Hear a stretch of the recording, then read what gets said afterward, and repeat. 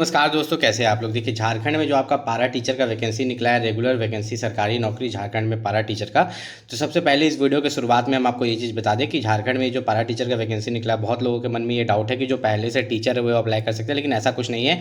जो fresh candidates हैं जिन्होंने यहाँ पर अपना बीएड किया है वो भी अप्लाई कर सकते हैं। और साथ ही साथ जेटेट को लेकर आपका जो टेंशन है, ठीक है, झारखंड टेट को लेकर, तो यहाँ पर एक चीज़ दिया गया है कि अगर आपने जेटेट नहीं किया है तब भी आप फॉर्म अप्लाई कर सकते हैं। ठीक है, आप झारखंड पारा टीचर का वैकेंसी का फॉर्म अप्लाई कीजिए। आप यहाँ पर एग्जाम निकाल लीजिए। एग्जाम निकालने के बाद आपको 3 साल का समय दिया जाएगा। कितना? 3 साल का समय आपका जेटेट कंप्लीट करने के लिए। सब कुछ इस वीडियो में बताएंगे। चलिए नीचे शुरू करते हैं।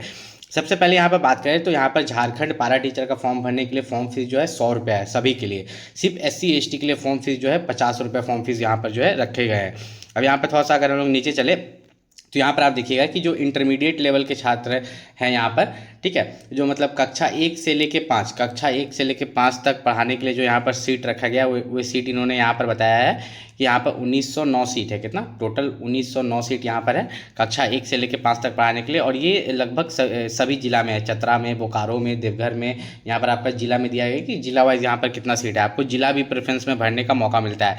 फिर अगर आप कक्षा 6 से 8 में पढ़ाना चाहते हैं तो उसके लिए भी जो सीट है, नंबर ऑफ सीट्स में आपको बता देता हूँ, लगभग 1800 सीट है। कितना? 1868 सीट है यहाँ पर। और ये भी जिला वाइज सीट आपका यहाँ पर दिया गया है। और उसके बाद यहाँ पर अगर देखिएगा तो यह सामाजिक विज्ञान, जैसे ये कक्षा 6 से 8 के लिए ये था भाषा ज्ञान, ठीक है, भाषा ज्ञान सब्जेक्ट के लिए था। और ये सामाजिक विज्ञान के लिए है। सामाजिक विज्ञान के लिए 660 सीट है। कितना? 660 सीट यहाँ पर दिए गए हैं, जो कि जिला वाइज डिवाइडेड, याद रखिएगा, जिला में जो स्कूल रहते हैं। विज्ञान एवं गणित के लिए जो टोटल नंबर ऑफ सीट्स है वह 1664 सीट्स है यहाँ पर। अब सबसे मेन बात यहाँ पर मैं आपको नीचे क्लियर कर देता हूँ कि इसमें क्वालिफिकेशन क्या मांगा गया है। तो आप क्वालिफिकेशन खुद पढ़ लीजिए। यहाँ पर देखिए, अगर आप कक्षा 1 से लेके 5 तक में पढ़ाने के लिए फॉर्म भरना चाहते हैं तो उसकी सैलरी 25,500 से लेके 81,100 तक है। ठीक है, पे लेवल 4 के हिसाब से। इसके लिए क्वालिफिकेशन इन्होंने क्या मांगा है? क्वालिफिकेशन ये मांगा है इन्होंने कि आपने 10+2 पास होंगे यहाँ पर। ठीक है, आप यहाँ पर अगर 10+2 पास है मतलब, और साथ में आपने DLED का कोर्स किया है। क्या किया है? साथ में आपने यहाँ पर DLED का कोर्स किया है। DLED का 2 साल का टीचर ट्रेनिंग का कोर्स होता है, तो आप यहाँ पर फॉर्म भर सकते हैं। या आपने 4 साल वाला BEd किया है। ठीक है, आपने यहाँ पर मतलब अपना इंटर पास करने के बाद 10+2 इंटर पास करने के बाद 4 साल वाला BEd अगर आपने किया है, ठीक है, तब भी आप यहाँ पर जो है फॉर्म भर सकते हैं। साथ ही साथ इन्होंने और भी ऑप्शंस दिए हैं। ठीक है, स्नातक एवं प्रारंभिक शिक्षा के साथ आपने डिप्लोमा किया है, वही DLED की बात कर रहे हैं ये लोग, तो आप इसमें फॉर्म भर सकते हैं। और देखिए यहाँ पे इन्होंने लिखा गया है कक्षा 1 से 5 के लिए आयोजित शिक्षा जेटेट में उत्तीर्ण।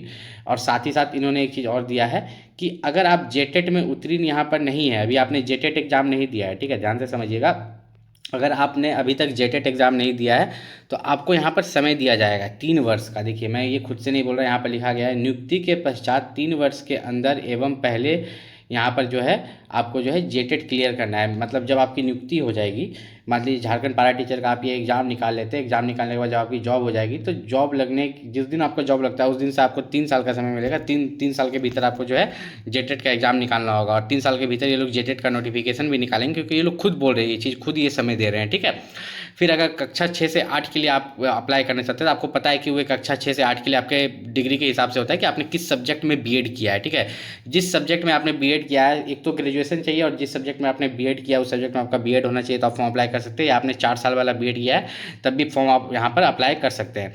अब उसके बाद अगर हम लोग यहाँ पर थोड़ा सा नीचे चले तो जो लोग आरक्षण का दावा कर रहे हैं, ठीक है, तो 2 तरह का आरक्षण यहाँ पर आपको देखने को मिलेगा। अगर आप बोल रहे हैं कि हम झारखंड के निवासी हैं तो आपको झारखंड का निवास प्रमाण पत्र देना होगा, भले ही क्यों ना आप जनरल कैटेगरी से, आप जनरल कैटेगरी से हैं तब भी आपको झारखंड का जो निवास प्रमाण पत्र है। फॉर्म अप्लाई अभी चल रहा है, ठीक है, फॉर्म अप्लाई अभी हो रहा है, फॉर्म अप्लाई कर सकते हैं। ठीक है, इस चीज़ का खास ख्याल रखिएगा।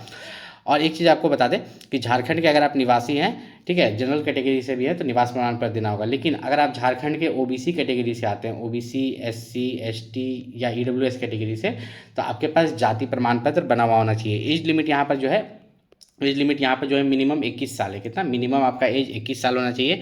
और मैक्सिमम जो यहाँ पर एज रखा गया है, जनरल के लिए 35 साल, अत्यंत पिछड़ा वर्ग BC1 BC2 के लिए 37 साल, BC1 BC2 महिला के लिए 38 साल, SC ST पुरुष एवं महिला के लिए जो है यहाँ पर 40 साल जो है उम्र सीमा रखी गई है।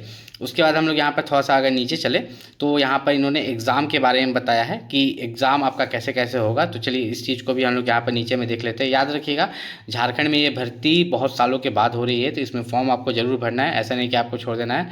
परीक्षा 1 चरण मुख्य परीक्षा में यहाँ पर ली जाएगी। ठीक है।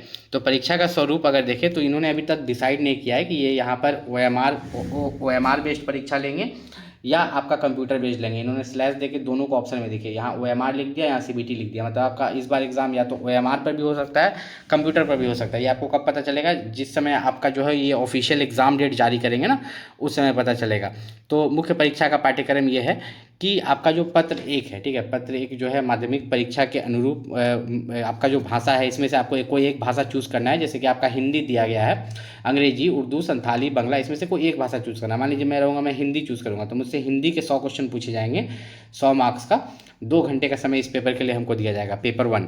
उसके बाद यहाँ पर अगर हम लोग चले, ठीक है, ये मैं आपको बता रहा हूँ। देखिए इंटरमीडिएट परीक्षा यहाँ पर जो है, यहाँ पर अगर बात करें तो ये मुख्य परीक्षा जो है एक ही परीक्षा ली जाएगी, ठीक है, ध्यान से समझिएगा, इसको समझते हैं हम लोग।